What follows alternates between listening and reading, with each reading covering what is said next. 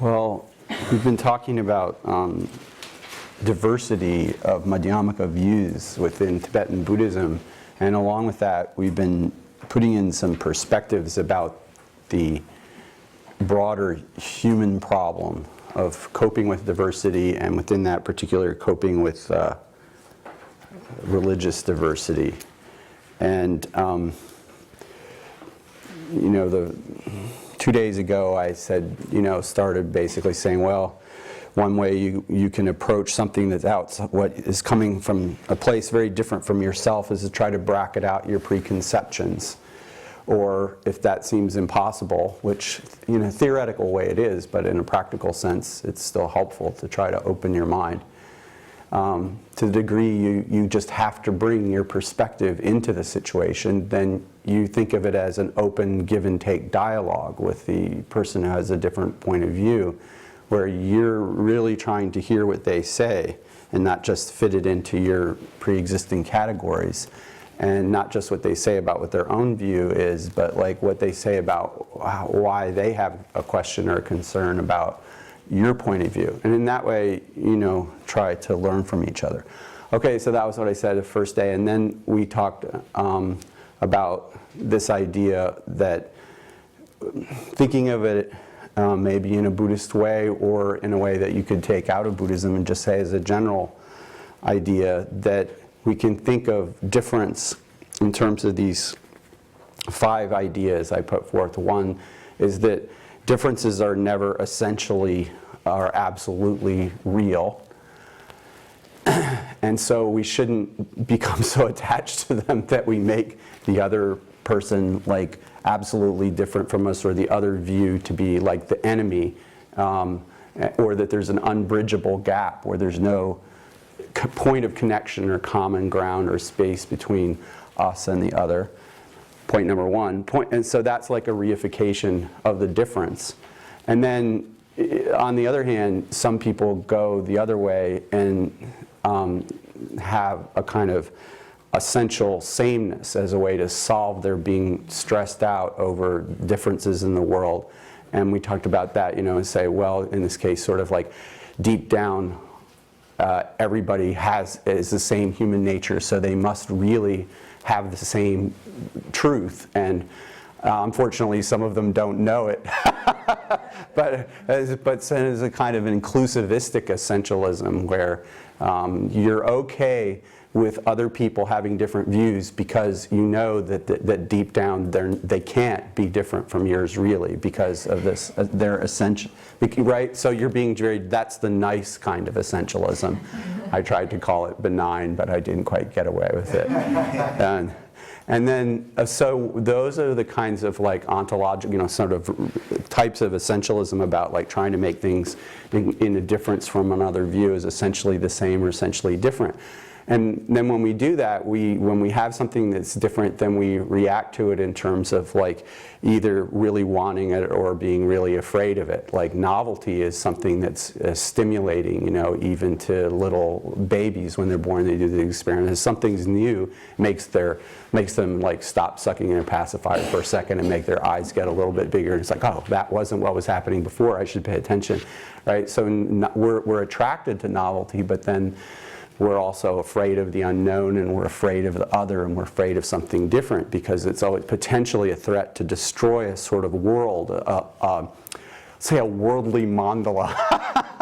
That is our little safety zone, right, that we build around us with these boundaries. And if something's under our control and new and interesting and stimulating, then that's okay. But if there's any sense that this new thing might like cause danger to the boundaries that we've erected, then we react it with fear. So you have that, on the one hand, we have desire arising in relationship to novelty, to things that are different, but which we don't find threatening to our boundaries. And then we can have anger and hatred and fear in relationship to things that we take as different, but which aren't threatening to us, right? I mean, which are threatening to us. So if there's a threat, then we have the one poison, and if there's no threat, we think, oh, this is fun, right? So then, you know, I use different examples to think about that. And then And then the fifth point is that when we engage with difference, we're always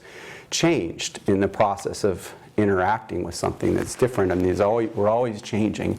And when we're interacting with a culture or point of view that's different from ours, we always change.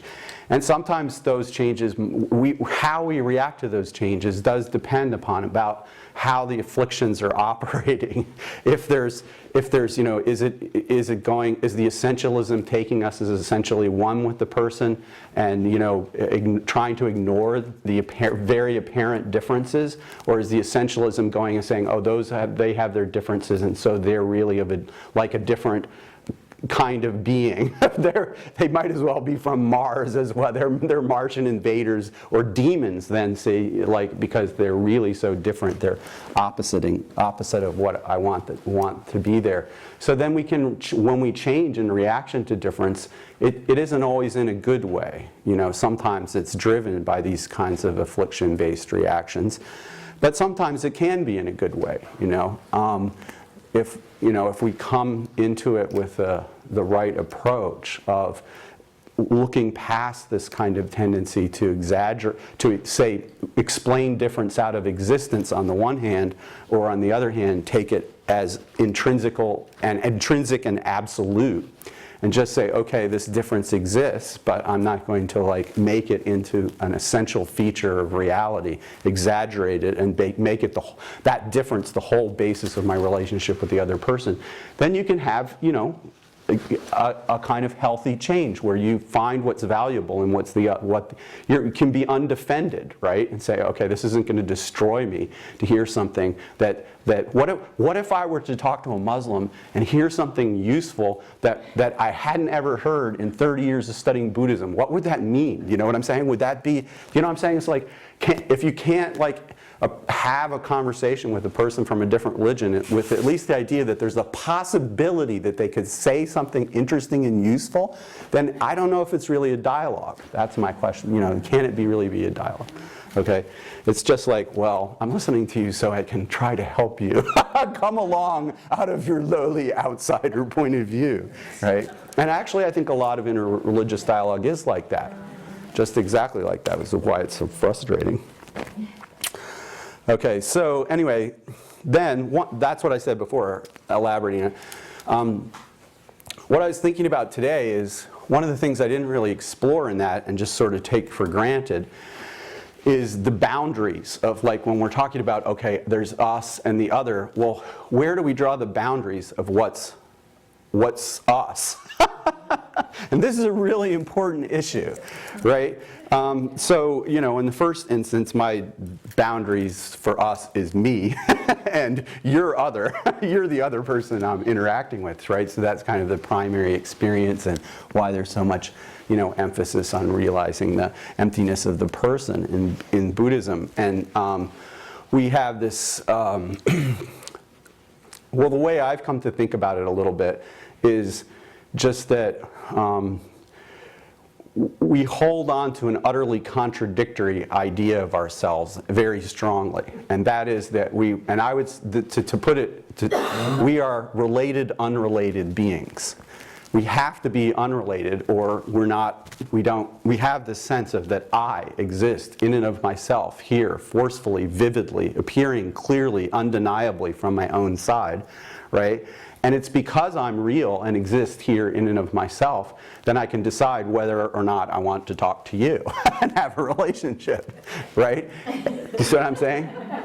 That's why, you know, dependent arising absolutely requires inherent existence for, you know, most Buddhists, right, below Madhyamaka, is because if there weren't something that was real, then how would it be causing other things or relating to other things or connecting to other things, right? And so we want to have, we can't, okay, so I'm unrelated, but then being unrelated and existing in and of myself, just naturally here, vividly from my own side, I then go out and have all these relationships with and interconnections with other beings.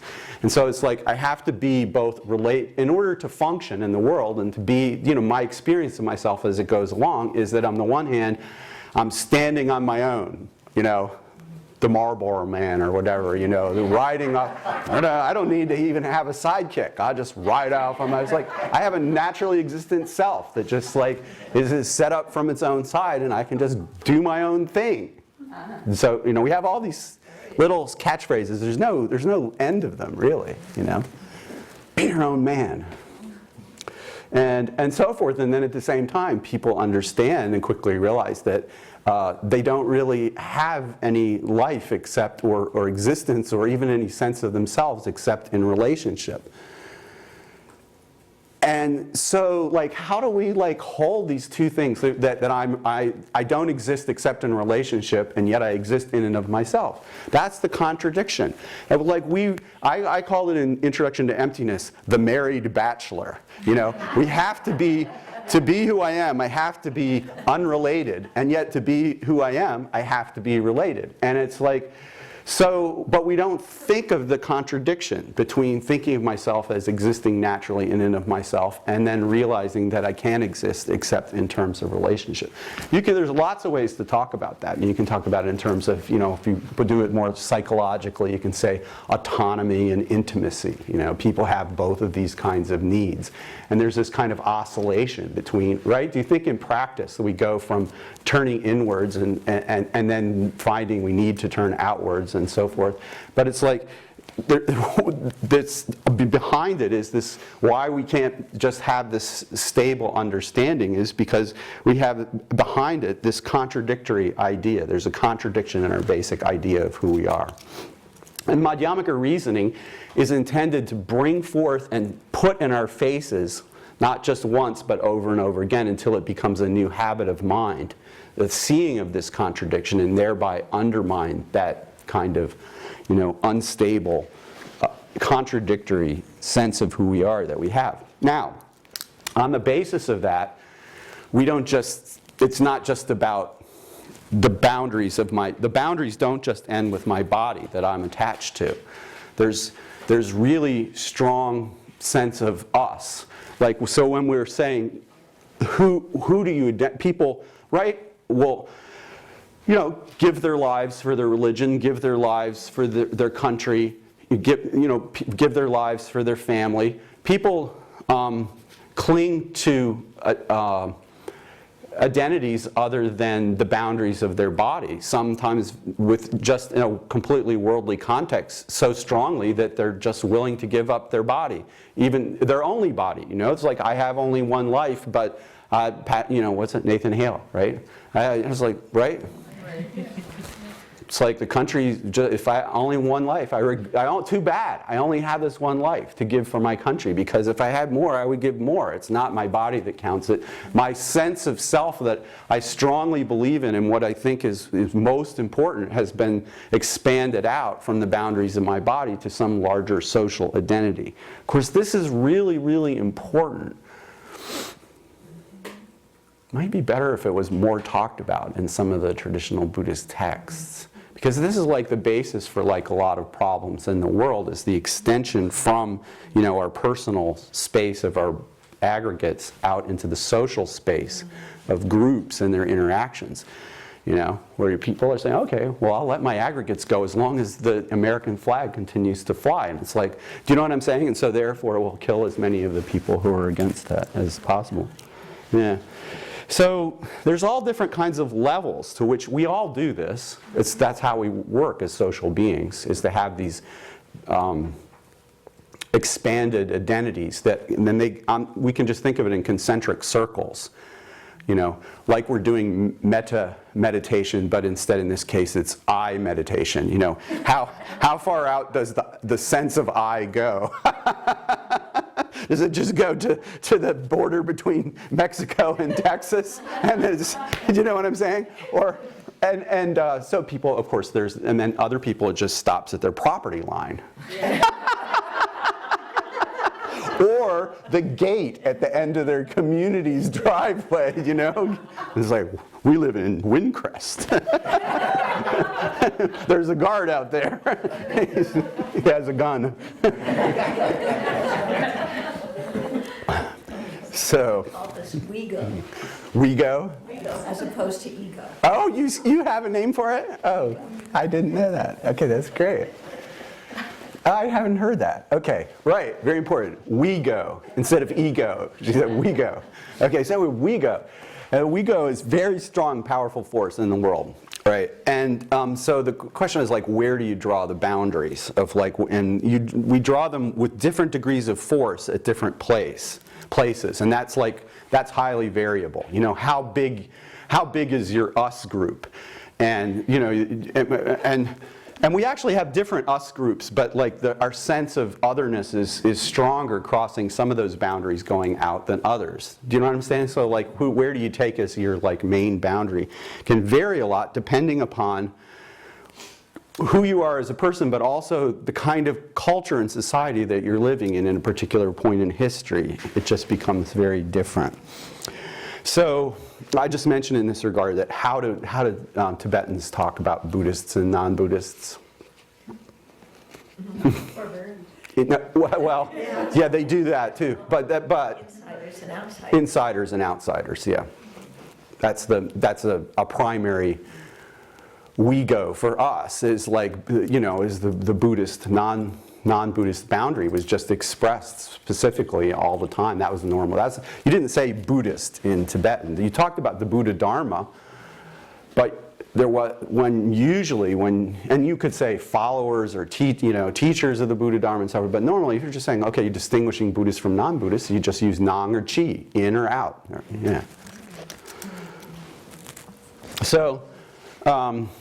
In Tibet, now besides the Nang-Chi, insider, outsider, like Buddhist, non-Buddhist boundary, you know, because there's the Burn pose and there's some Muslims and then there's all those, you know, outsiders who are in India and then the horizon gets pretty vague at that point. Then, yeah, but within Tibet, so there's a lot of, I mean, there wasn't. His Holiness was talking about that a little. Lehigh said, well, in Tibet, almost everybody was Buddhist, so we didn't really worry about so much Buddhist versus non-Buddhist. And so what were the strong things? Well, people thought about their family, which meant their clan, you know, their extended family, their lineage, which could be something smaller than just, say, you know, what we're calling, you know, a Churluk, whole Dharma system. It could be something smaller within that, or they could identify with the, you know, the whole. Sometimes later, it seems clear people do definitely identify with Sakya per se, rather than just, you know, their teacher and his students. Whereas other people must have like boundaries that are just within that lineage are very strong. In gelukpa, you know, a lot of people have very, very strong sense of boundary about not their monastery or gelukpa, but about their monastic college. And you know, the people who were from the people from Gomang and the people from Losaling are like that. A lot of the time in their daily lives, those were the main people to whom they were opposed, because they had this egregious misreading of Je Rinpoche. You know, which when we step back and look at it, we're like, what are they thinking about? You know, it's like, it's really splitting hairs, guys. But to them, these differences that they were arguing about in the fine wording of these texts were passionately held and became and were how could they get so worked up? And it's like, well, because what's at stake is the boundaries between these two monastic colleges and the sort of pride of identity in the tradition of our college, right? And how it's different and more correct, and where, you know, what exact wording it uses to talk about things. Those whole, like for example, was Panchen Sonam Trungpa right to say that the third of the Four Noble Truths is a conventional truth? And like, people still talk about this. I know, you care, but it's like, and you can very easily explain how this isn't really like a substantial problem at all. It's not, but it's like, rather than do that, it's like it becomes embedded in the whole sort of boundary tension between the two colleges within the same monastery. Okay, same monastery of the same type of Buddhism in the same country, right? Within the colleges, people lived in houses, and you know, and these houses were often linked to what part of Tibet you had come from to go to the college. So people, you know, I don't know if you ask Tibetans, where if you ask a Tibetan and you always know if they're Bhutanese or Nepalese, and you say, where are you from? They don't say, I'm from Tibet. Often they say, I'm a Khamba or I'm an Amdoa. So they're thinking of their country. They say, they use the word, what we would translate as country, or Yule, right? And by that, they often traditionally did not mean Tibet. They meant like Kham or Tsang, or something like that. Those were countries. And Tibet was some idea that was superimposed over where they lived with their family and their tradition. That's the way it really was. And it's still and that was embedded in a way. So there's a Tibetan cultural region and a broad Tibetan linguistic region, and it's bigger than Tibet, much bigger than Tibet. And within that, there are lots of different countries, and people's identity was associated with those countries. And some countries are outside of what we would call Tibet, and lots of the countries are inside what we would call Tibet. And that was what people were more identifying with. So there wasn't like a strong, we think, save Tibet now, right? And so Tibet has become like a powerful identity, and not just for us, right? But because of the situation vis-a-vis China, it's become, it cannot but be a vivid we go, us identity for all Tibetans now. It's comparable to the Native American situation, where the Native Americans were not Native Americans, they were all different groups with different traditions.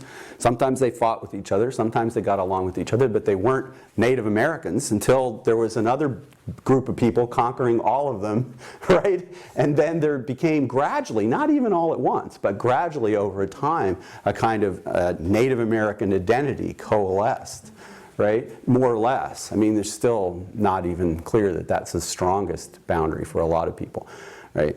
But so it's like that, the Tibetans have to be Tibetans together because in their relationship to the Chinese is how it's evolved. But if they were left on their own peacefully, it's as well. When they're left on their own to work out whether they're going to be peaceful or not, they have all these different countries, and and it's hard to understand the different dialects and accents of supposedly the same. It is the same language, but it's very hard. Sometimes there's a lot of difference between the way people speak in different parts of the country. Yeah. So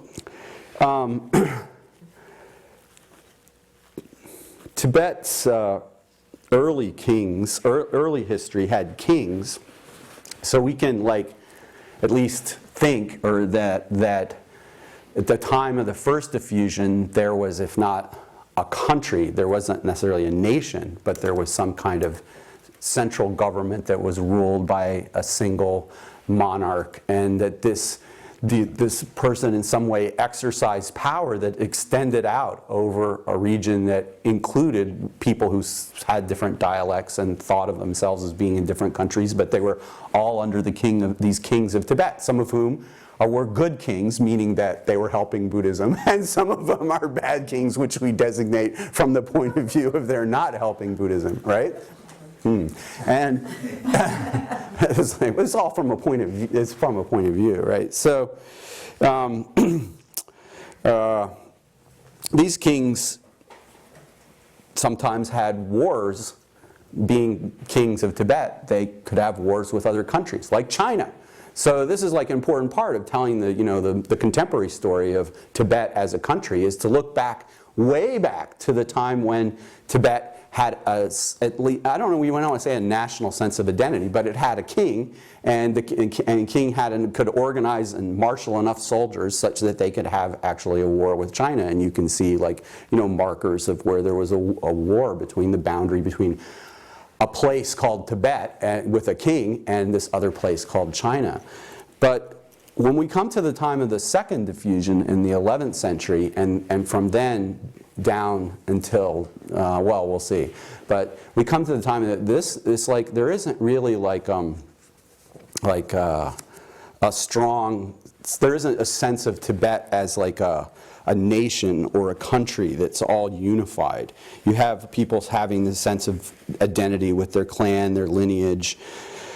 And you can see that, like, as we talked about a little bit already, there were wars, there were fights, there were, you know, we would say, well, there are civil wars, but that's only from the point of view of establishing that there's like one united nation within which there's a war. Another way of looking at it is there's a fight between the country, one country and another, which are all called Tibet now. And these, like, there were different Buddhist lineages, you know, sometimes the Kagyupa, sometimes the Sakya, and then later sometimes the Gelukpa involved in these fights between these clans and their affiliated monasteries against people that were controlling other parts of what we regard as Tibet.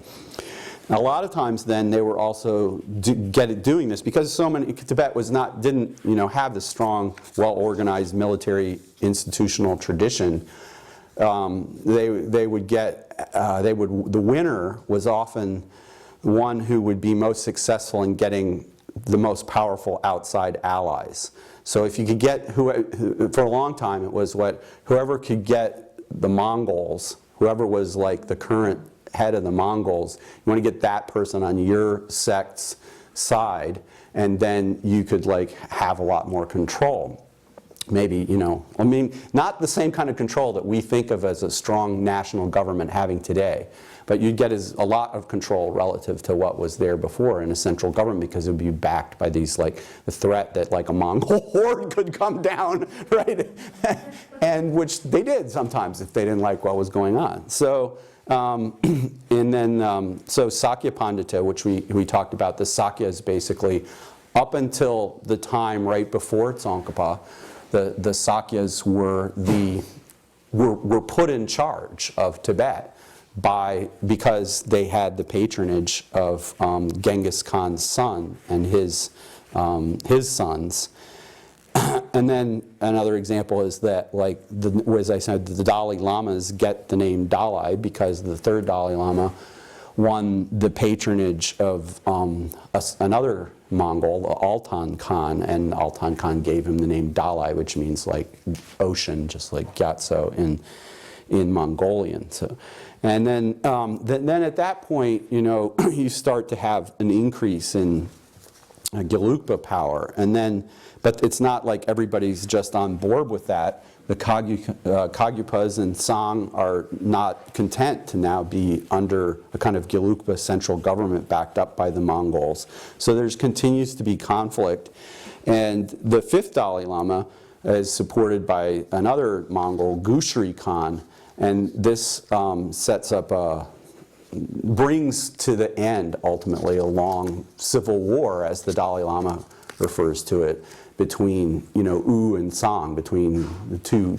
They're both kind of like in the middle of Tibet, but U's a little to the east of Song. And so then, the Dalai Lama, the Gelukpas gain, what do you say, control of the central government. But what about, we have to think about this idea of a national identity. We just sort of take it for granted that there are things called countries, and the United Nations. So there are nations, I don't know, I call them countries, but it's really a sense of national consciousness and national identity. And it's really an important part of modernity to just to organize in that way. I mean, I don't know all the history, I can't explain exactly why this is political science or sociology, but it seems like that it's a really important part of modernity to form, a sense of national consciousness, and that if you don't, you're always having civil war and you're always getting into trouble. You have to pull to. I think it's like as the world gets more and more connected, then the most viable subunits of it have to be larger. That's my theory I'm postulating, is that, in other words, you can't, the world is very big now and very interconnected. It's not so it used to be that just Tibet was really big because you just had to go across it on a yak from when there wasn't any email. And now, and now of course, Tibet's just one little part of like a big world that's all instantaneously connected. So as gradually the world gets more and more connected, I think the viable social subunits had to become bigger. And this was very painful for people. And it's not just for Tibetans. Like if you go to Italy, the people in Venice only recently, they're having a hard time even now getting used to thinking of themselves as Italians. They speak Venezia, and their identity until the early 20th century was part of a city-state that was always against Rome, not. You wouldn't be under Rome. That was, it's like, so that's why people, and it's, I'm saying it's not just Tibet that's like that, even up to the edge of modern times. It's like, or what about, a really good example I've been thinking of is Spain, where in Barcelona, that's in Spain. Well, maybe not, depending on whether you're in Barcelona. They speak Catalan there, and and which is a lot more like French, really, than Spanish. Although they can speak Spanish too, but they really don't identify with the Spanish national identity, and they have their own distinctive heritage, their own artists, their own language, their own culture, and that's primary to them. And then there's this other thing called Spain. And it's like we have to go along with this now, apparently, because we lost a war. But do you know what I'm saying? So that's how people feel. So the Dalai Lama, the fifth Dalai Lama, after he wins finally this 17th century civil war with the Karma Kagyapas of Tsang, and he wants to try to create. We're looking at it, this wouldn't be how, he was thinking of it in terms of visualizing mandalas of protection extending out. It's like what I was talking about earlier. Yeah. But we would think of it in terms of forming a sense of national consciousness. That it's like, hey, I want to be the Dalai Lama of all these Tibetans and have them have a sense that I'm the leader, not just of a faction that happens to have won the latest round, but I'm the leader of all of these people. So that was his vision. By vision, I mean like literally. He had visions of mandalas, that represented the circles of protection of what we would call in retrospect like a national state of Tibet, which hadn't really been formed, right? So in principle, all the other gelukpas were good with this, because it's like, okay, we're going to be in charge of a really big mandala now instead of just this little tiny one, right? But when it came down to the practice, they weren't so happy, because it's like when, say, take just to an example, the problem of the president, who's now a Democrat, being also like in charge of the Democratic Party. Well, he has to be the president to all the people. And so he's not always doing what all the other top Democrats want. And sometimes he does things that they would really prefer that he not do, but it's hard to criticize him because he's the leader. Not just of the whole country, but of their party within it. But from the president's point of view, he has to extend his mandala over all the states, red and blue. Do you see what I'm saying? And so there's an automatic structural tension that's built in. It's like, of course, you could have another kind of leader who just says, who cares about those other states? Elections have consequences. They'll all convert to our color, or they'll be sorry, right? But if you have a person who's trying to be broad-minded and establish the basis of their leadership on getting, everybody feeling that they're included and they're on board, right? Then they're going to do things that are going to rile the people within their own home subgroup that they want, came from. And so the Dalai Lama did Nyingma practice. And he also did Sakya practice. He practiced Dzogchen. And he also practiced, and this is from things that are publicly available from the current Dalai Lama, he also practiced a Sakya practice called, I can't remember what it's called, non-ascertainment within appearance and emptiness. So he practiced these kind of Sakya practices, and he practiced Dzogchen, and especially it said at the end of his life, toward the end of his life, he practiced a lot of Dzogchen. Well, that's his personal practice. You know, you can imagine that the heads of the big monasteries weren't necessarily that happy about it. But then, in addition to that, he brought into there's a whole complicated set of ritual structures and deities that support the institution of the Dalai Lama. And he brought into this ritual structure Nyingma rituals that he didn't want, you know, in other words, just have like a, you know, democratic parades, let's call it, say, a parade, you know, democratic inauguration ceremonies for the president of all the country. All the public ceremonial stuff would be symbolically inclusive, right?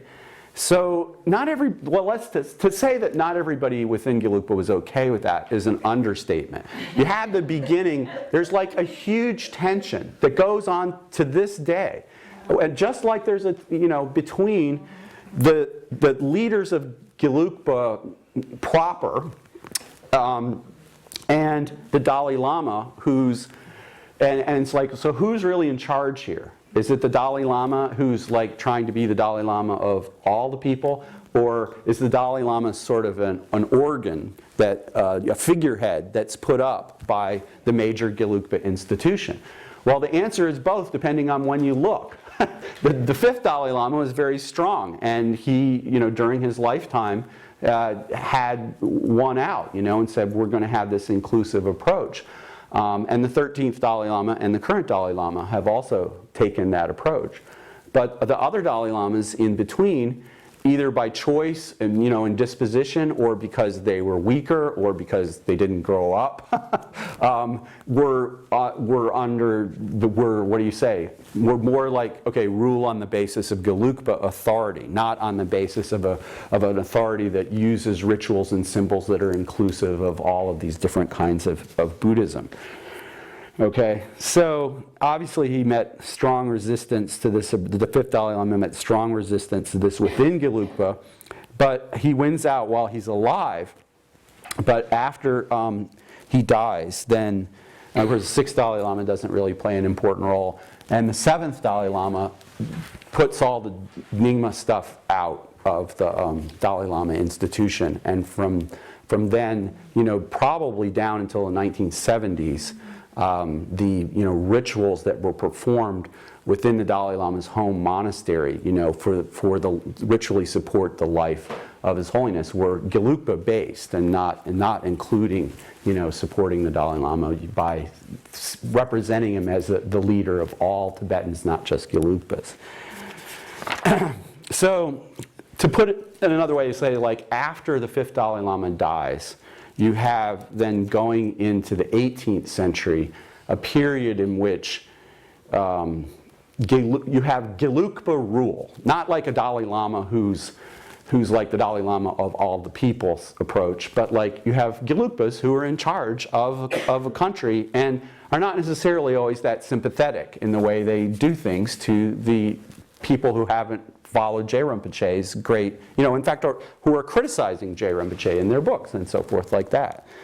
And so what we can say that some people felt ruled upon by these in this phase. Now, not all the Gelukpas were, what do you say, narrow-minded toward others. And one I wanted to mention that particulars, Jangya and his follower, Tugen, were Gelukpas who we read from earlier, his Crystal Mirror. Jangya wrote a book of tenets.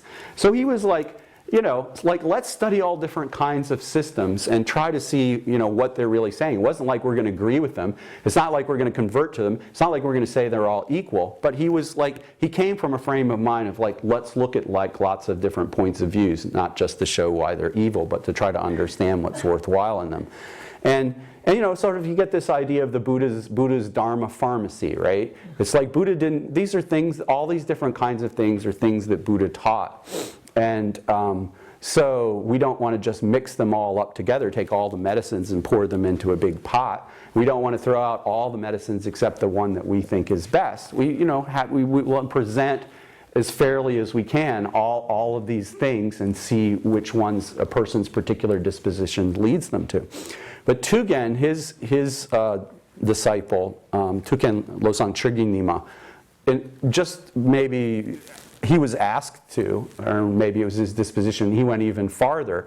And living in China, he wrote this Crystal Mirror of Philosophical Systems, which really looks at all the systems that he knew about, and not just the traditional Indian ones and Tibetan. It's like he studies Sakya, he studies Nyingma, he studies Kagyu, he studies Confucianism, he studies Taoism. He explains what he knows about Islam and Christianity. I mean, which is, in some things he obviously knows less than other things. But like, it's a study of world. It's a anthropological comparative study of world religions, right? From an 18th century Tibetan. So it's like very much like what do you say? Forward-looking book in terms of its approach. I just thought I'd read something from the conclusion. Some are under the sway of partiality. Some act only from obstinate ignorance. The system of the wise is not like that. Giving up taking sides, they search out with an honest mind, you could say a sincere heart, the distinctions between what's errant and inerrant and what's better and worse. So, and then he goes on about this, and it says others praising their own side and denigrating the other side out of partiality alone, proudly then claim to be evaluating the teaching. This simply disgusts the wise. Okay, so this really forcefully expresses his point of view, which is not to, he doesn't make these things all equal. He doesn't, it really comes across clearly that he thinks Tsongkhapa has the best system. But he doesn't say that the other systems are invalid or they're wrong or they're heretics. And he tries to really appreciate in praise, what's valuable and worthwhile in each system. You can see as he goes through that he's really getting into and appreciating what's good about each system he's describing when he can. Some he finds some things he finds harder to understand than others. But anyway, that gives you a sense of what his approach is. And also I think to some extent you can say that approach was compatible with Jangya's approach, although what Jangya wrote wasn't as broad as what Tugen wrote in that same way. But he had the same kind of liberal approach. It was like, it's not that we're going to start practicing Dzogchen, but we're going to talk about it without bias. Now that's a little different, you have to point out, than what the 5th Dalai Lama was doing, because he was actually practicing Dzogchen. Okay? All right. But at least you have this liberal, open-minded approach.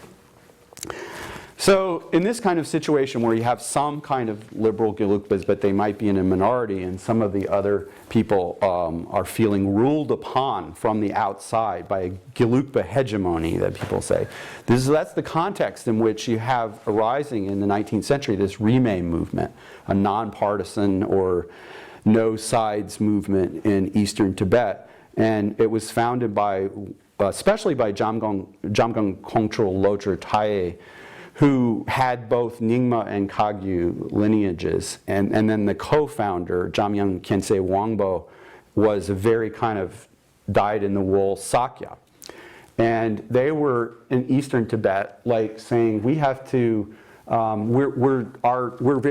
a lot of, not just sense of being ruled on by the Gelukpas, but a lot of fighting between the Sakyas and the Kagyus and Nyingmas. And you had, just within, leaving out Gelukpa, you just had within those three, people telling each other not to read the books from the other schools.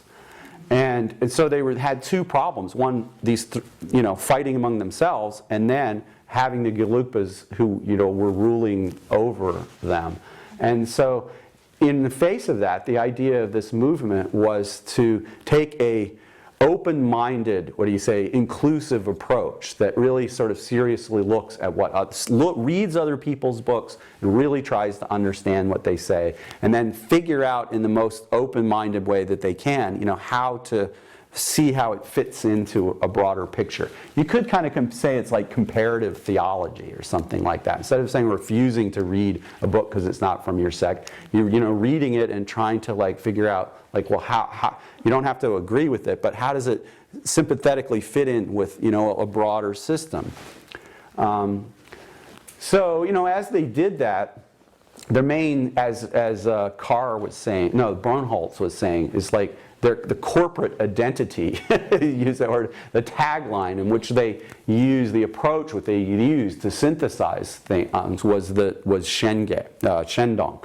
But this Shendong was not necessarily, you know, the Jonang Shendong, but it could mean a lot of different things. It was like, in some sense, hollowed out of its original idea that something has to ultimately really exist, and made to be like a broader term that could include a lot of different meanings and different systems, and did include, as we talked about the other day. And of course, one thing about picking that as your corporate tagline, it not only unites the Kagyus, Nyingmas, and Sakyas, you know, could be united under it, but it has the effect of sort of saying, as over against the gelukpas, because the gelukpas were hardcore Rangdong, you know, saying that's the most important thing. So some early Rimay texts did criticize gelukpa on this basis. It was kind of 3 against 1, sort of uniting against the gelukpas sort of thing. But then later on, there are other texts which seem to sort of, you know, make a point of really trying to live up to the ideal of including everything and studying gelukpa as well, and trying to handle it fair-mindedly. I read Ringu Tulku is the guy who's sort of most kind of like taken as emblematic of Rimay per se today, although lots of other people are associated with it. And I read his book, and I've looked for the part about gelukpa, and it doesn't make any sense whatsoever. It's like, I don't know whether he actually has read anything about gelukpa. But it's really not a philosophy book anyway. It's more useful about lineages, you know, and understanding this whole thing of how different people's teachers were different people's teachers. Okay, so now we are coming with Rimay down to the verge of the 20th century and the encounter of Tibet with modernity. And of course, an important figure in that regard was the 13th Dalai Lama, you know, the next as a politically strong Dalai Lama since the fifth. And he really tries. He's in conflict in some sense, at a wrestling match, if you read the history, with the Geluk leaders and aristocracy over trying to modernize Tibet and reform Tibet and get young Tibetans to, you know, go and get educated about what really is out there in the world, and to open Tibet up to the world and move Tibet into the status of being like a modern nation state, which is really unfortunate that he didn't win and succeed in doing that, because if he had, then maybe they could have gotten to the United Nations or the League of Nations, and maybe, you know, things would have happened differently. But they remained in this kind of like the leaders of the monasteries and their aristocratic supporters really wanted to protect their, you know, turf, so to speak, and the sanctity of, you know, where they saw this safe, secure practice realm that was kind of keeping it inviolate. You know what I'm saying? Not having it sullied by bringing in outside ideas. You know, you also don't want to have like young people going off to Britain and studying science and then coming back and like telling their abbots things that the abbots don't know, you know, and so forth. So it's like, I don't know, all the levels of concern that arise in people's mind, but there was a really hard push back and forth between these two, and I think the 13th Dalai Lama won some ground. He didn't win enough to set the stage for a good fate for Tibet, unfortunately. In this context, a really interesting person is Gendun Chophel, who he sort of embodies the Tibetan encounter with modernity way before His Holiness comes along. And this is a great book, The Madman's Middle Way by Don Lopez. Gendun Chophel, we don't know. There's like very little, there's a lot of things that aren't known about him, but generally we're using the dates of 1903 to 1951, I think, for his life. And one of the things that he traveled to India, He really started to understand what science was, and although he was kicked out of 2 different gelukpa monasteries. He calls himself sometimes a geishe. He knows the stuff as well as the geishes, but he didn't ever sit for his geishe exams because he was constantly getting into conflict with all his teachers, because he just challenged and questioned everything. I mean, there's this whole thing, within reason, critical thinking, analysis, debate, but there's also a certain framework of decorum and propriety and boundaries in terms of when and what it's appropriate to challenge. And he would just challenge everything all the time that he didn't agree with, whether that was the right time or the wrong time.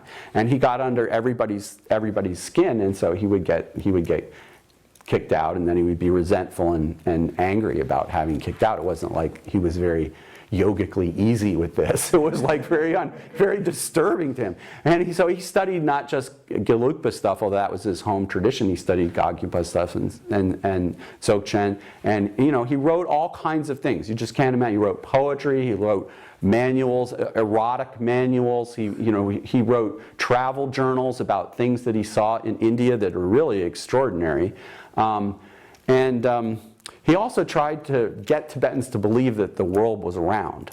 I mean, this is like really right.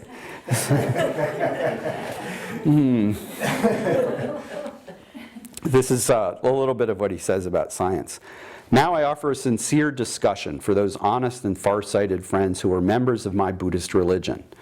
The views of the system of new reasoning called science are spreading and increasing in all directions. And in the great countries, after scattered disagreements among many people, where the intelligent and stupid say it's not true, they have all become exhausted and gone silent. And in the end, even the Indian Brahmins, who care more about literal interpretation of scriptures than their own lives, have had to accept science. Isn't it great? These assertions of the new reasoning are not established through debate.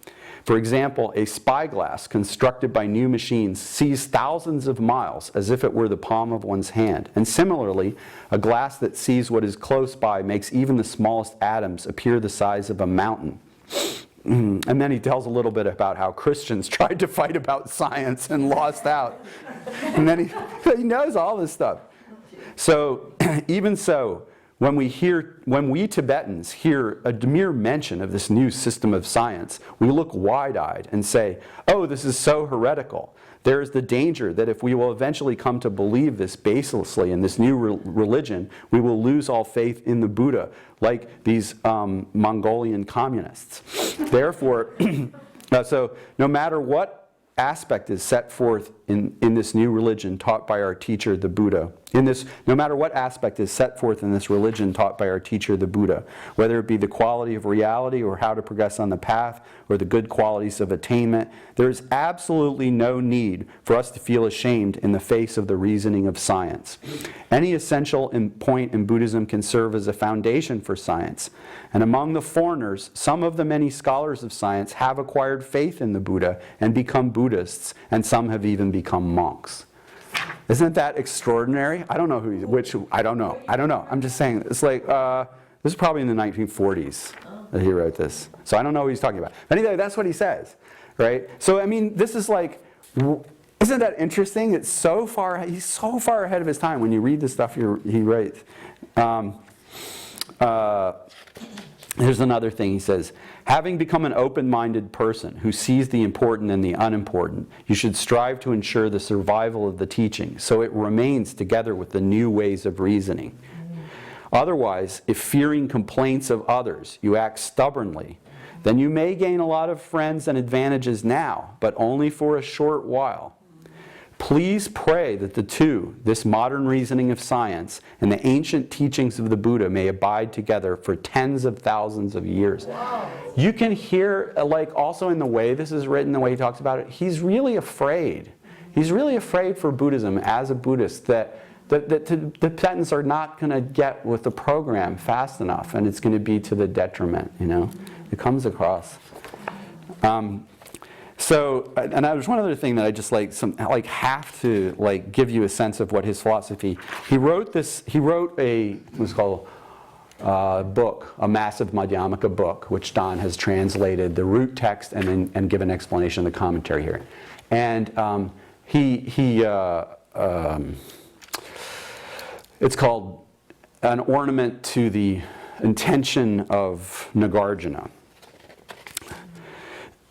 Therefore, no matter how great the magical powers and ability of the Buddha may be, how could he destroy the principles that are established by reliable knowledge? If he's able to do so, is the power of the Buddha able to make all phenomena become truly established? Can the Buddha just make all sentient beings into Buddhas if he can overrule reliable, valid cognition? If there's no reason why he cannot, other than because sentient beings are not Buddha, then why can't they be transformed? If when we say that an atom and a world do not differ in size, we denigrate the conventional and fall into nihilism, then could there be a sin more heavy than the Buddha's putting that very nihilism into practice when he actually makes them the same size, like an Abhidhamsaka Sutra or something like that?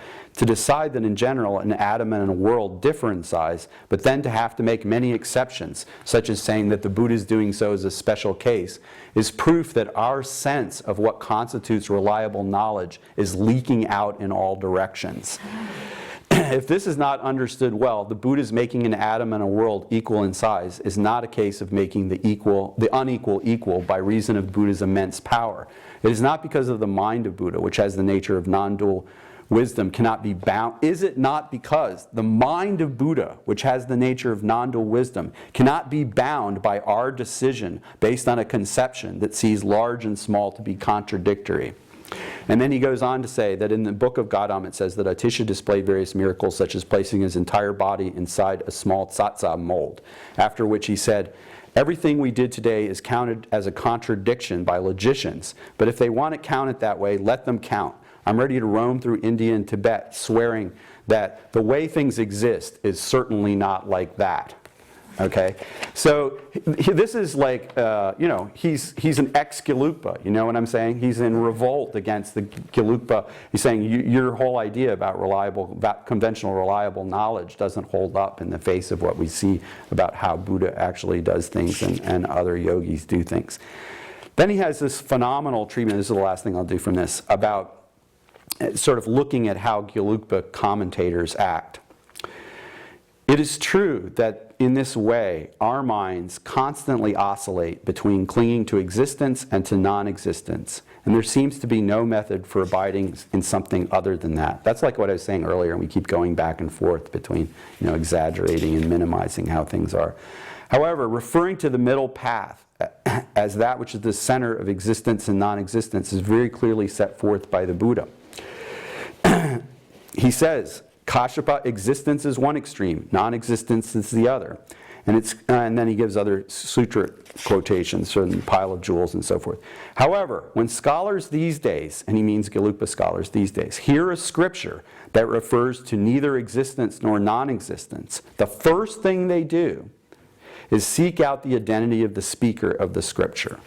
If the scripture is a statement of an earlier Tibetan scholar, they say, oh, one who says something like this is a nihilistic fool.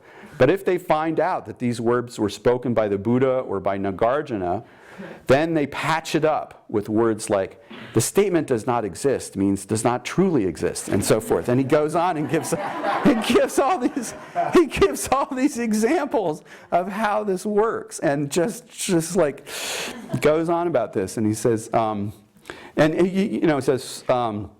and he's actually very devoted to Tsongkhapa, but he constantly, but also Mipam, and he constantly criticized this kind of rigidity and narrow-mindedness of the people who followed after Tsongkhapa in using what he taught. He said, if it were true the way, let's see, there are no errors in the thinking of the Bhagavan himself, yet when he spoke simply, he said such things as, the perfection of wisdom is inexpressible by words of thought. And he said, when you use the phrase it is, you are already using conceptual signs. And when you use the phrase it is not, you are using those signs. the beautiful patches, the patchwork jobs of those of us from the system of Gendun mountain, such as when you use that which is truly established, you use signs, but when you use that which, when you say things do not exist, you use signs. It doesn't say that in the scripture. Buddha left these phrases out.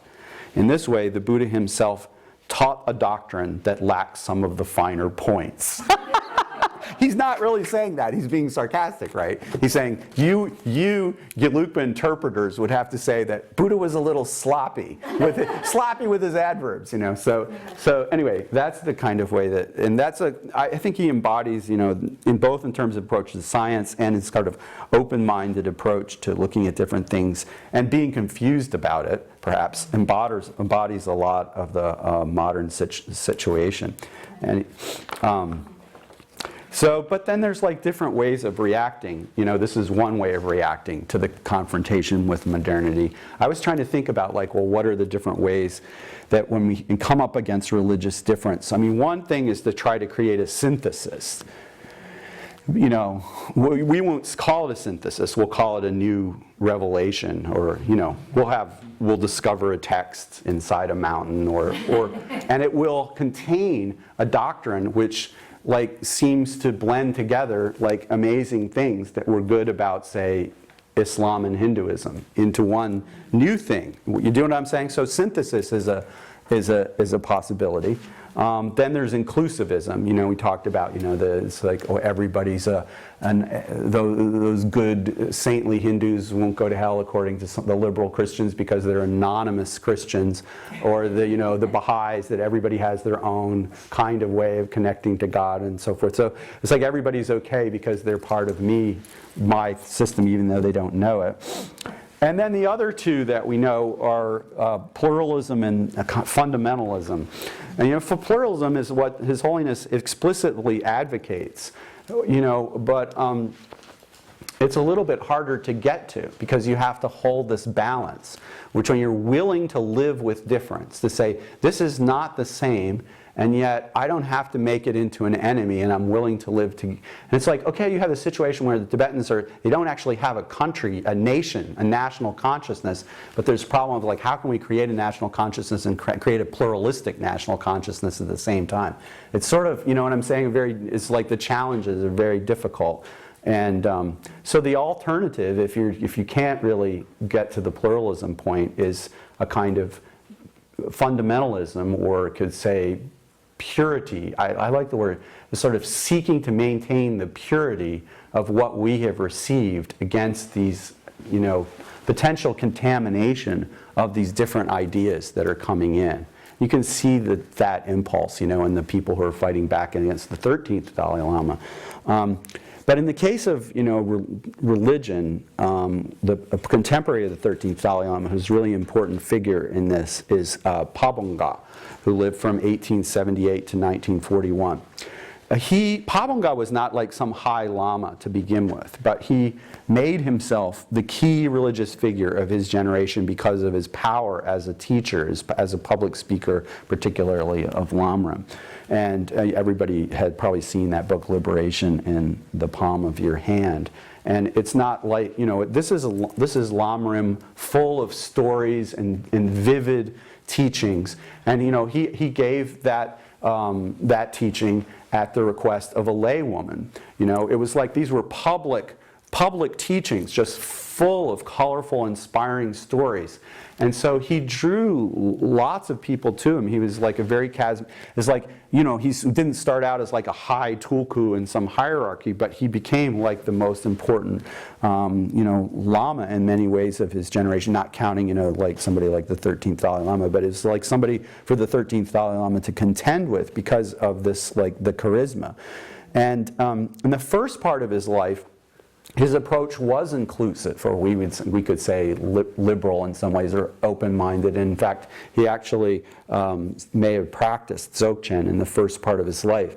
But later on, he goes and tours around Tibet, especially you know, to the east, in Amdo, which is in the northeast, and Kham, which is just to the regular east. And he finds that in Amdo, gelukpa is very strong. but that in Kham, where the Rimay movement has succeeded in Kham, where before gelukpa was strong and was sort of edging out these other orders, with the Rimay movement, all three pulling together, working together, and kind of pushing back against gelukpa, but then sort of saying that they're not doing that, but sort of also doing it by using Gendun as their corporate tagline. They've succeeded, and that there are still large gelukpa monasteries in Kham. There are lots and lots of monks, but they have terrible discipline and no scholarship. And he's quite disappointed. What he sees, like, well, gelukpa is just basically falling apart in Kham, and all of the people who, the good monks and all of the smart scholars are gravitating towards this Rimay movement. And, okay, so that happened. I don't want to like impute cause and effect relationships here that I don't know exactly how the conditioning arises, but after that happened, his attitude about, say, non-gelukpa things seems to have changed to being more like, okay, well, we have to maintain the purity of the tradition that we've received from Je Rinpoche. And very much in that direction. And so one of the things that he did to try to promote and protect the purity of this tradition was to promote what had been kind of a minor protector, worldly protector, Shukden, also known as Dolgel, and he promoted it into a primary protector of the purity of the gelukpa teachings of Je Rinpoche against potential corruption and impurities brought in by mixing with other systems.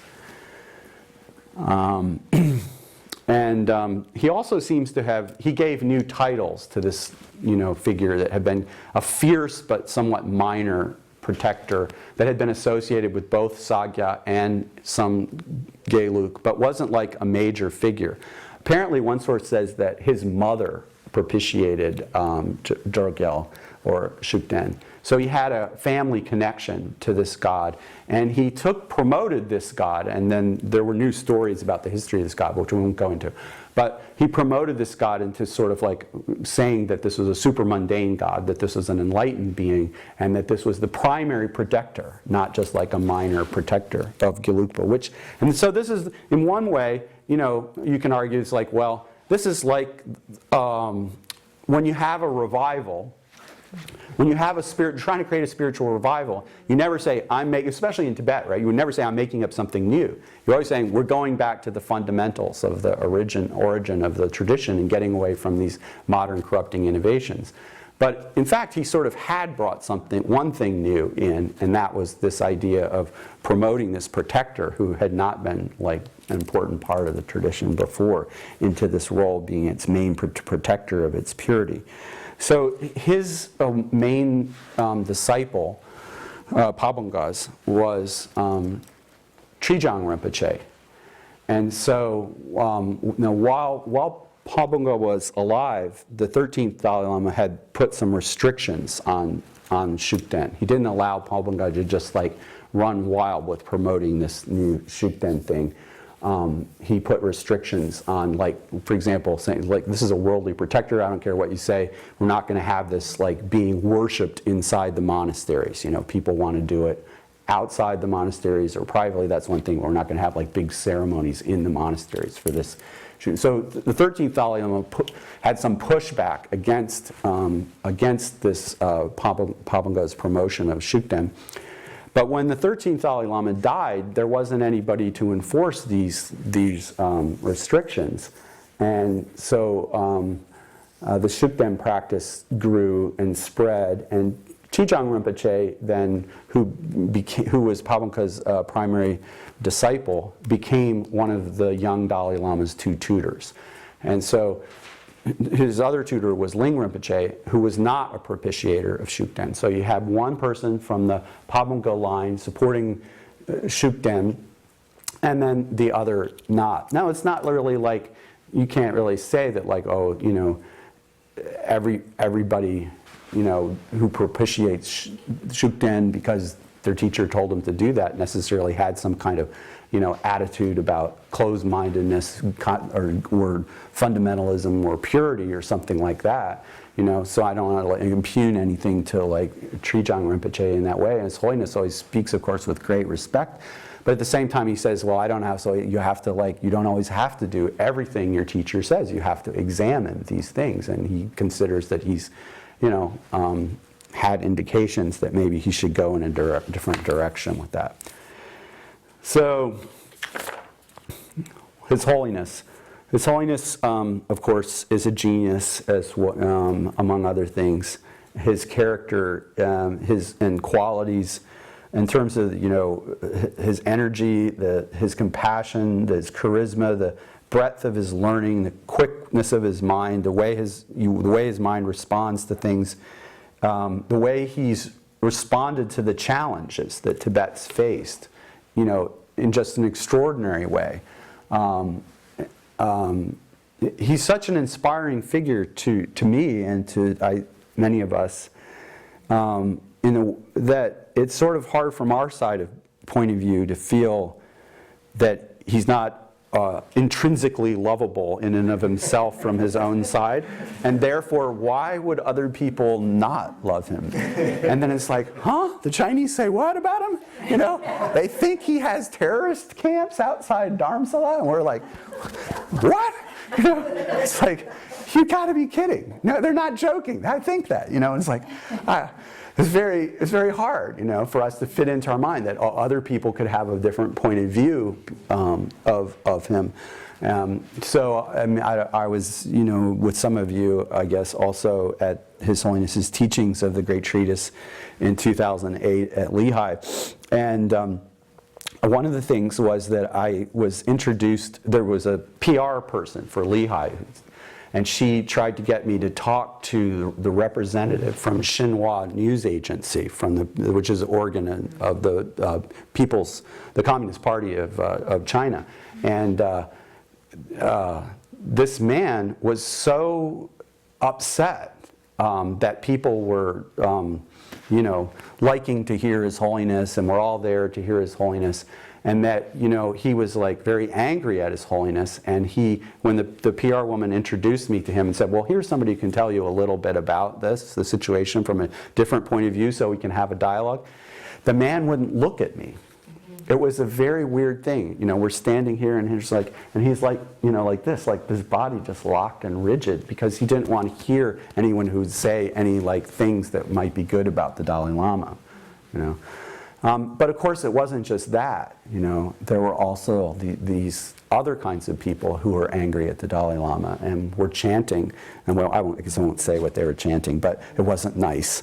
And people were disturbed, And then some people ask questions about because they just really are baffled and they don't understand. It's self-evident that this guy's a modern saint. And yet then there's these other people some of whom have robes on, and they're they see him as a very bad person, and how can this be?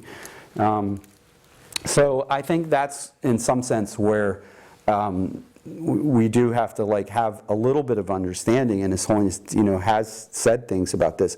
Also, if you go on his website, there's everything, every possible thing is on within his website. It's all in the open now. Every single dream that he's had, everything that he's done with everything with all the oracle. It's all there, right? So his approach has been to try to diffuse people having suspicion and paranoia about this by being as open as he can about what his reasons for doing things has. But let's say, how does this come to be this problem arise? Because the Dalai Lama has said that he identifies with the fifth Dalai Lama, that he sees himself in part as trying to finish the work that the fifth Dalai Lama started. And I understand that in part as meaning as creating a Tibetan identity that is not a gelukpa hegemony. And as part of that, and I believe this was in the 1970s, he undid what the seventh Dalai Lama did. and went back to having Namgyal, which is his home monastery, doing Nyingma rituals. And he went farther than that, apparently, and started asking that all Tibetans make offerings to Guru Rinpoche, including, monks from the Gelukpa monasteries.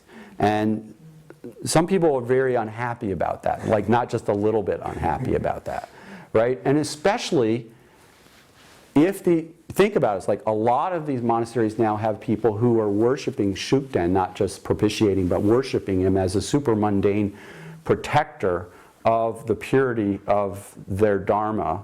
Purity means keeping it from being sullied with Nyingma or other sects' influences. But now the Dalai Lama, who's embodiment of Avalokiteshvara, is asking them to pray to Padmasambhava. And this has put people in very difficult positions. A lot of people just wouldn't go and they wouldn't pray to Padmasambhava, and then that upset His Holiness.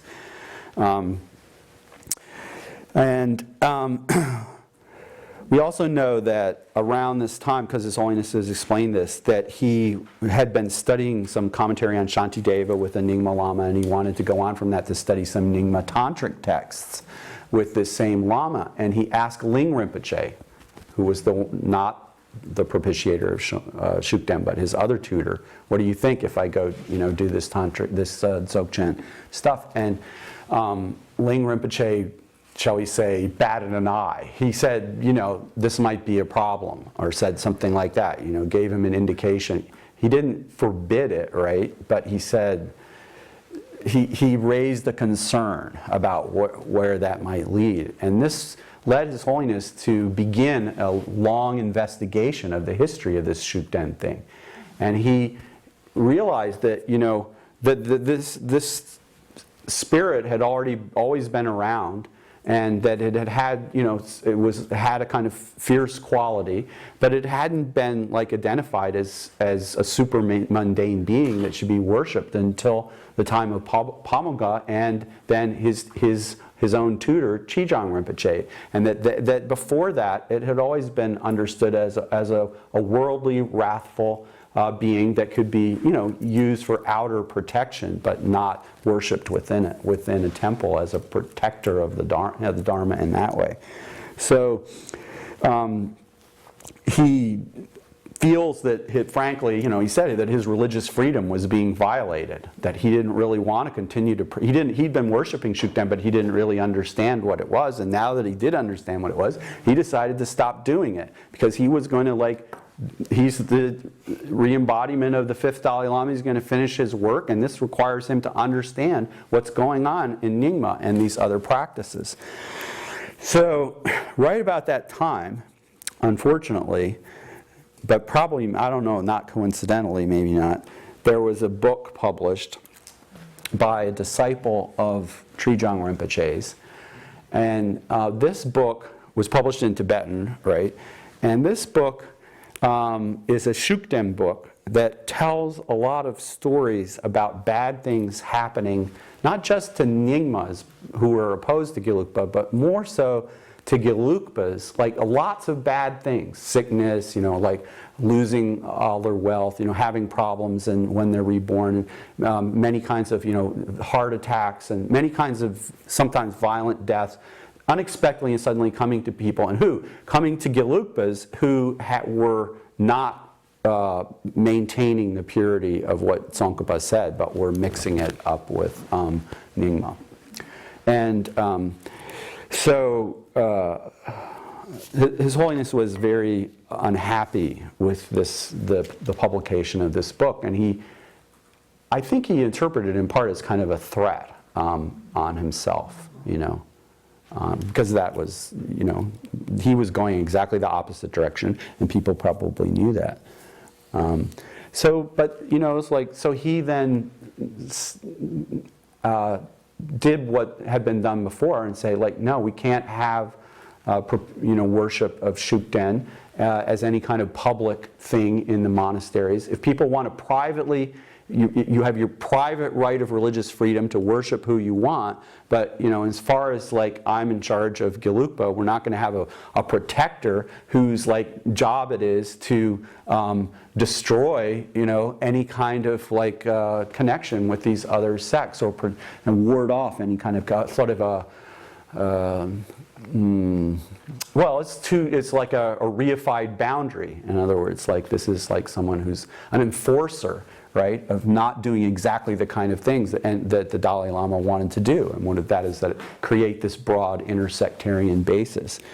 So this created a lot of problems for people because many people by that time, because of the wide influence of Pabongga and the high status of Trijang Rinpoche, and the fact that they had by that time basically regarded this being, which 100 years before had been like definitely a worldly protector, and by now it's a form of Buddha, not just like a super mundane being, but actually a form of Buddha, and has various different forms and so forth. But like, okay, so and that's an important practice for them. That's like an important boundary because that's who they are as gelukpas, is protectors of the purity of the tradition received from Je Rinpoche. You see what I'm saying? And so it's a very difficult problem because then you have the Dalai Lama, who's obviously a sect mixer, but he's also the Dalai Lama, and he's telling us like not to do what, from our point of view, is kind of intrinsic to who we are. This is where our boundaries are. That we're not Tibetans, we're gelukpas. Do you understand what I'm saying? Okay, so that's where their boundary was. And Shukden stands for drawing the boundary at that point sharply and not letting anything mess it up and come across it. So the Dalai Lama, not just like we talked about the problem of being the president of all the people, and he's in that situation. That's a way of thinking. He wants to be the Dalai Lama of all the people. Like when he was teaching Lamrim Chemo there in Lehigh, there's people from all different sects there, as well as, of course, lots of atheists and Christians and so forth. And like, you see, I was toward the front, so there's a Nyingma lay practitioner robe over there in the front row over here on the right. And it's like, there's all different kinds of people there. He didn't teach Lamrim Chemo as the way in which Tsongkhapa stamped out all the evil of the other sects. He taught it as part of the common heritage of Nalanda, the genius of the great scholars of Nalanda University, which had been received by, along with the traditions of the practice of the path that had been, developed and clarified in all of the different orders of Tibetan Buddhism, which he kept making reference to and he even referred to Jonang once, but he didn't do it he did it in a completely neutral way. But when he talked about the other ones, it was all like, okay, here's their way of making a contribution. And when he talked about meditation, he would say, in Dzogchen you do your eyes like this instead of like that. You see what I'm saying? It's like, well, that's not in Lamrim Chemo. I read the great treatise. There's nothing in there in the meditation part about how you set your eyes when you're doing Dzogchen.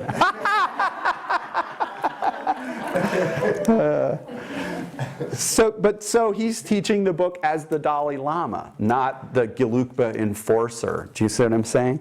And so you heard what, this is like people have called it the paradox of tolerance or the paradox of liberalism. If you want to be the person who stands for freedom, religious freedom and tolerance, what do you do with something that stands for intolerance? How tolerant of that are you going to be? You have not to equate anything to the KKK, but just as a thought example, you have the problem of what the KKK wants to have a march. Say they want to have a march in Spokane, maybe they would. And then, okay, so then a lot of people are outraged, but then the ACLU, which is also liberals, then will defend them, right? So you have this problem. It's like, well, where are we going to draw the limits of tolerance? Like, advocating that the Holocaust didn't occur is illegal in Germany, right? And you can be put on trial for it. So they've decided that that's hate speech, and it's not protected by German freedom of speech. So they've drawn the boundary in one place, where, of course, if in the United States, you can say that, right? And even many liberals will defend you, and constitutional scholars, you know. So I'm saying, so there's a question about, like, what are you going to do? Where are you going to draw the line as an open-minded person? It's clear, you know, we can be open-minded about, you know, lots of people, but what do we do about those things that stand for and embody the exact opposite of what we're trying to promote, and do so in an explicit and forceful way? And Shukden is in that category from His Holiness's point of view. And that's why he's saying, look, you can't really, like, accept me as your guru for a tantric initiation, and also be propitiating, worshipping as Buddha, a being whose, you know, purpose is to liberate, that is, you know, free from this world, people who are mixing together Dzogchen and Je Rinpoche's system, because, like, I'm going to be talking about and studying and practicing both of those things. He takes it as being against himself, and among others. So, yeah, Kevin was asking, like, what was I going to say when I was trying to set up the difference in approach between His Holiness and Tsongkhapa? And what I was about to say, and I can say now, is I think His Holiness's approach is consistently to try to find common ground. Not to, like, make up common ground. Not to create common ground by smushing things together. Not to pretend that there's a common ground that doesn't exist. But rather than focusing on highlighting and emphasizing the points of difference, to always try to find the common basis from which people can work together. And you see, like, you could see that, you know, whenever he's talking. Whether that he's doing that within gelukpa, reaching out to the different sects, or whether he's doing it, you know, as a world religious leader, working out to different religions. He's not an inclusivist. You know, he never like says, like, well, you guys are all, you know, Buddhists, but you don't know it. He's not a syncretizer. He explicitly says, you know, we're not trying to create one world religion by, you know, merging these different things together. You know, and so, like, there's lots of different, you know, lots of different ways that are valuable for people to practice religion. You guys know all the things that he's taught about this. So it's very clear that he keeps distinctions. He's interested in making distinctions and maintaining distinctions that are there. But within that, to look for the common good, which is comes from a common ground of what's actually, you know, that we work toward the common good of the world together by finding what we actually do have in common, which turns out to be quite profound. Like, if you read Ethics for a New Millennium, that the whole thing works from that basis, that we don't have to be doing it on the basis of just one religion or even one sect.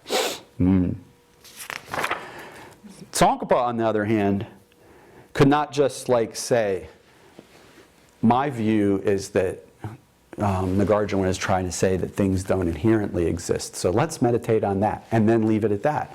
He couldn't say that. He had to, you know, when you're creating something new, you have to, like, make it very clear how exactly it's different from what was there before you came, right? And so he, as I was saying, he has to draw very sharp distinctions and say why he thinks what he's saying is importantly and vitally different from what other people have said. It's not, do you see what I'm saying? It's not like the Tsongkhapa and His Holiness have a different view. They have the same view of how things work, how things exist, but they exist at different moments in history. Just like I was saying, it's like, well, you know, Tsongkhapa wants to put all the adverbs in, but Nagarjuna left all the adverbs out. Well, they're writing at different points, and it doesn't mean that they have a different view. They're writing for a different audience and a different point in history, and they're thinking about how things need to be said in order for people to be benefit. And it's obvious to me. I mean, it seems obvious that that's what His Holiness is doing. You know, he never diverges or contradicts what Tsongkhapa says if you listen carefully. Right? He just absolutely refuses to be restricted to think that's the only thing that's worthwhile to talk about or protect. Right? I thought I would just read a very short passage from Lama Rinpoche. Like, this is from, okay, so, you know, when you talk about, like, what is Tsongkhapa's system, what he's really thinking is different from what was there before is how he identifies the object of negation. So when he's going along the stages of the path, and he says, you should take all of these instructions as, you know, personal, you know, guidance from your Lama. But when he gets to the part about meditating on emptiness, instead of telling you how in meditation on the cushion to recognize this reified sense of yourself, he goes into an 80-page long philosophical analysis where what you're doing is identifying the object of negation by way of making it very clear how other people have misidentified it in the past, and how his way of identifying it eliminates all the faults that, you know, arise from their way of doing it. As I mentioned, he doesn't name these people, but people recognize themselves, you know, and that, oh, well, you called me a nihilist, and, or, you know, and so forth. Or you said my view is no better than that of nihilism, and so, or would it be equivalent to that, and so forth. So just a short paragraph from that. When he starts with what other people say about the object of negation, he says, most of those, this is the beginning of that 80-page section on that, identifying the object of negation. He says, most people today who claim to teach the meaning of Madhyamaka say that all phenomena, from forms to omniscient consciousnesses, are refuted by rational analysis of whether production and so forth exist as their own reality. For when reason analyzes anything that is put forward, there is not even a particle that can withstand analysis. Moreover, these persons assert that a noble being, sublime wisdom that perceives reality, perceives production, cessation, bondage, freedom, and so forth as not existing at all. Therefore, since things must be just as the sublime knows them, production and so forth just do not exist. Well, then he goes on with like many other different, you know, aspects of things that people have said, mostly all interpretations of Chandrakirti that were there before him.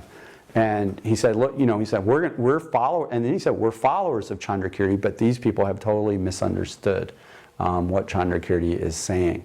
And so, you know, that is this key distinction that I was saying earlier that Jeffrey makes as the fundamental root difference between Dolpapa and Tsongkhapa. And that is, when analysis fails to find anything searching among the basis of designation, that does not refute the thing.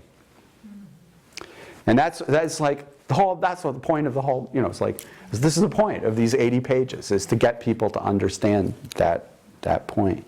Okay, so he has to make that very clear because it's hard to understand. It hadn't been said in just that way before, right? And it's really, to me, it's really profound and helpful. And I'm really glad that he figured this out and explained it. And like so many other people had written about Madhyamaka before, and I don't think that they really figured this out in a way that he did.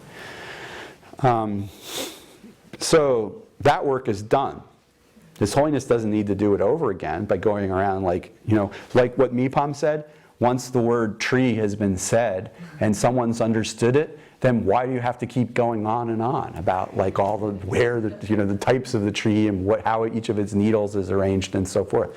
If you've gotten the point, then you stop talking, right? And it's like, so His Holiness isn't going to like say, what's wrong with these Nyingmas today? They haven't gotten on board with J. Rinpoche. He told them, back. You know what I'm saying? Do you know what I'm saying? He's not. It's like, okay, we've already made that clear, all right. But what does the current situation call for?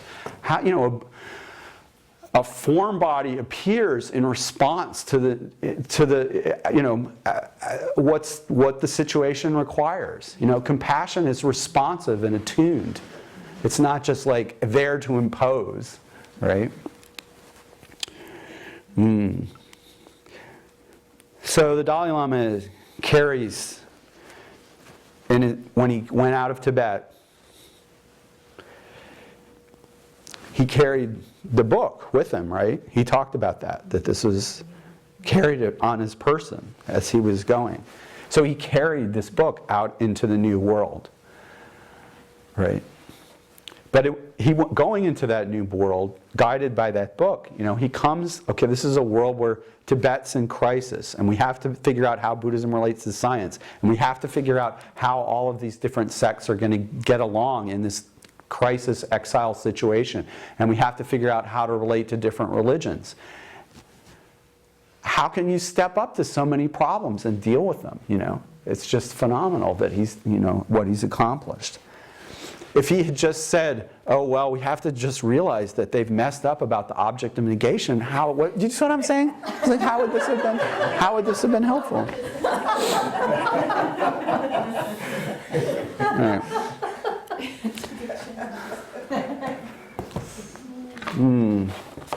And by implication, I'm saying that, in effect, that's what some people want him to do. They want him to do that. And they want him to stick with the kinds of rituals and spirits that stand for just sticking with that, not messing it up. Right? So that's a boundary, where they're drawing the boundary. He's drawing his boundary universally, and some people are drawing their boundary at where the yellow hat stops.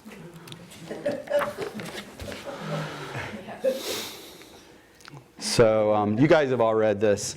I just end with the prayer that he ends this book with, and then I'll give you a little bibliography, since this is a scholarly presentation. To close with, I'd like to share a short prayer. May I become at all times, both now and forever, a protector for those without protection, a guide for those who have lost their way, a ship for those with oceans to cross, a bridge for those with rivers to cross, a sanctuary for those in danger, a lamp for those without light, a place of refuge for those who lack shelter, and a servant to all in need. So, the bridge for those with rivers to cross, especially, is the line that I think fits, among other things, this situation.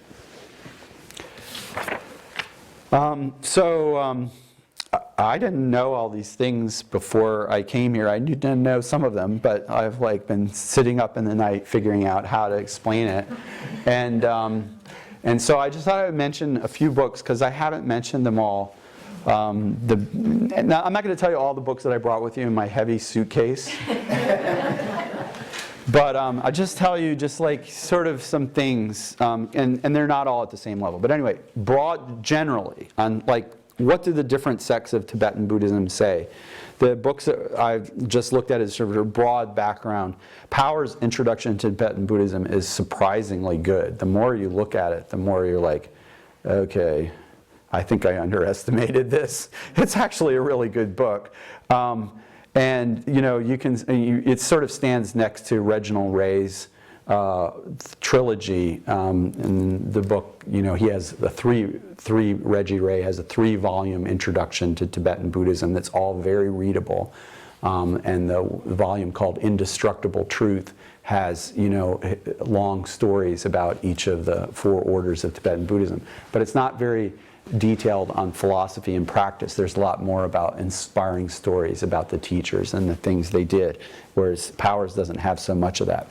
Also, of course, that I was reading Everything in the Crystal Mirror by Tugen, because it's just so fascinating to see, instead of saying, well, what did the 20th century American guys say about this? What did an 18th century Tibetan guy say about the different orders of Tibetan Buddhism? And really doing it in an attempt to be fair-minded. In terms of early Madhyamaka, the only text that I just could recommend off the top of my head, even though it is a somewhat difficult book, but it's really interesting, is Resurrecting Chandrakirti by Kevin, is it Kevin Vose? I think it's Kevin Vose, V-O-S-E. In terms of gelukpa, of course, there's so many books, and you guys know, but my favorite says starting point is How to See Yourself as You Really Are by His Holiness. And I also happen to like Introduction to Emptiness. And then there's Realizing Emptiness by Gen Lam Rinpa as well. But then there's lots of other books you guys know. You can read some Jeffrey Hopkins and so forth like that. On Jonangpa, there used to be nothing. And then nowadays there's like got to be quite a lot, and that's good. And right now I would say a good book to start with is Cyrus Stern's Buddha from Dolpo, because it tells the story of Dolpopa's life, and it's readable, and it kind of eases you in and introduces you to his way of interpreting scriptures and the basic ideas of his philosophy. The piece that I found, and I really liked that book when I read it, even though I disagreed with the philosophy entirely. It's a really good book. Another book that I found really useful this time, and I would recommend to people who want to really understand Dolpopa's thought, is the introduction by Jeffrey Hopkins to the massive tome, Mountain Dharma. Now, I don't think you have it on the premises here, and I didn't bring it in my suitcase. It is, one of these ox-stunning kind of books. But you don't have to read it all. You just read Jeffrey Hopkins' introduction, and then you have Jeffrey summarizing everything he's understood from reading and translating the whole book. And then you can then dip in here and there. I found that extremely useful. And then of course there's the Jeffrey Hopkins piece I handed out to you from the back of Tsongkhapa's final exposition of wisdom. It's like extraordinary piece of work. But now that I think of it, it's probably might be better to read the introduction to Mountain Dharma first, and then read the comparison to Tsongkhapa. With Nyingma, there's there's so many Dzogchen books, I won't say anything about it. But in terms of stuff about Madhyamaka, I think the best book it's hard to say. There's a lot of good books, actually. I'm going to vote for Beacon of Certainty, though, by John Whitney Pettit as my current favorite, because it has this great it's supposedly about Dzogchen, but as you heard, it's really about a Dzogchen perspective on Madhyamaka problems that everybody else has argued about. In Kagyupa, I was most influenced by Andy Carr's book Contemplating Reality, which is really readable, and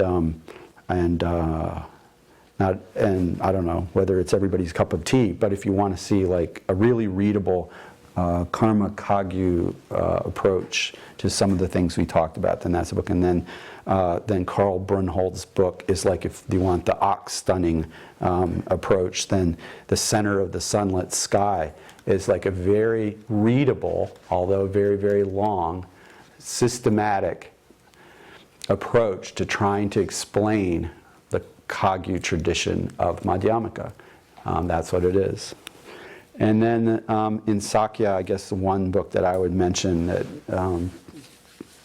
is not a popular book, but is Cabazon's Freedom from Extremes, which includes a translation of the same Koramba text that we were reading. So you can read another translation, Koramba explaining why his Sakya system is the middle way between the extremes that have been occupied on the nihilistic side by Tsongkhapa and on the eternalistic side by Jonangpa. Questions?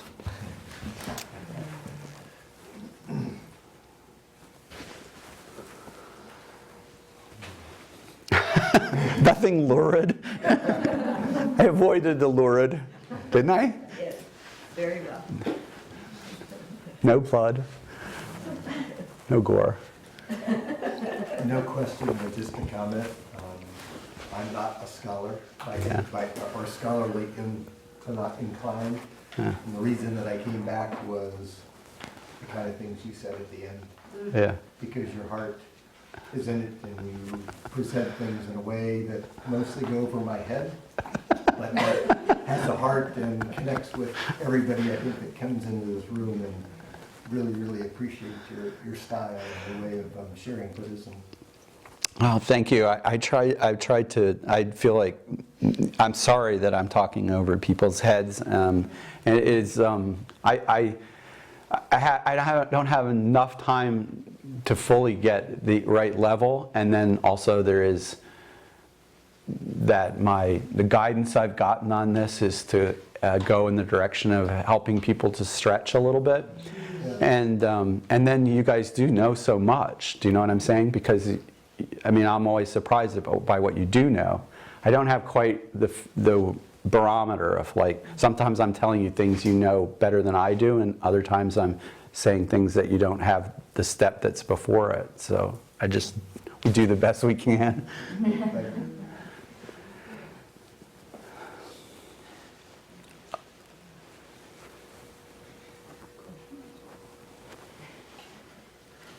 Thank you.